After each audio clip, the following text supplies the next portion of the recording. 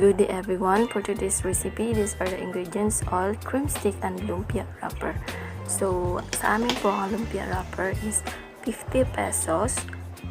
100 na piraso na po siya. So, at saka I prefer to use cream stick kasi mas mura na po kasi siya, unlike sa other chocolate. So, sa amin dito is 4 na piraso, 5 piso. So, you can use Nutella and other type of chocolate naman po if you have. So, mas okay na po ito kasi ang cream stick kasi mura lang siya, at saka kung ibibenta mo to siya sa school or sa streets or merienda sa mga bata, mas mura at saka less lang po talaga yung gastusin mo, at saka simple lang naman siyang gawin. So, magpainit ka lang ng kaha, lagyan mo ng oil, at saka ilagay mo na rin yung chocolate stick mo.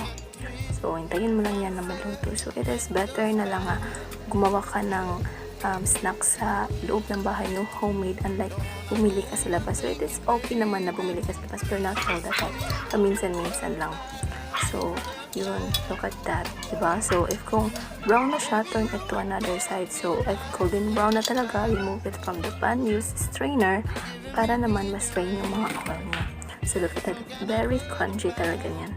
Sulit na sulit talaga. I know na, try mo na to. I know magugustuhan mo talaga to kasi it tastes yummy talaga. Oh, look at that. May enjoy talaga to ng mga kids. Thank you everyone. Please subscribe. Bye!